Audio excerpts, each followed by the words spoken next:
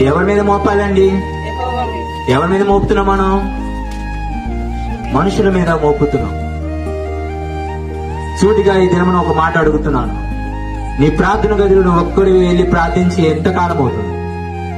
నీకున్న సమస్యల మీద నువ్వు మోకాలు వేసి చేతులు పైకి వెత్తి ఎంతకాలం అవుతుంది? దేవుని స్వరం విని నువ్వు ఎంతకాలం అవుతుంది? వచ్చిన తలంపులు, వచ్చిన కృప, వచ్చిన ఆశీర్వాదము, వచ్చిన ఐశ్వర్యం ఏమైనా సరే, ఆరోగ్యమైననే ఏ దినమైనా సరే నువ్వు వెళ్ళి దేవుని కృతజ్ఞతాస్తుతులు చెల్లించావా?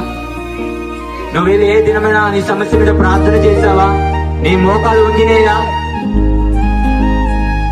లేదు. కానీ మన కుటుంబానికి ఏం రావాలా? ఆశీర్వాదాలు రావాలా? మన కుటుంబానికి ఏం రావాలా? సమాధానం రావాలా? మన కుటుంబానికి ఏం రావాలా? మనశ్శాంతులు రావాలా? ఎలా వస్తాయి? దేవుడి వాక్యం సూటిగా సెలవిస్తుంది. నీ పని భారం అంతా ఎవరి మీద మోపాలా? యెహోవా మీద మోపాలి అని ఇంకో మాట కూడా అన్నాడు. అప్పుడు ఏమవుతాయి? ఉద్దేశములు సఫలమవుతాయి. మనం ఏదైతే ఆలోచిస్తున్నామో అవన్నీ నెరవేర్చుటకు మనకు ఒకడున్నాడు. మనం ఏదైతే ఆలోచిస్తున్నామో అవన్నీ జరిగించడానికి ఒకడున్నాడు.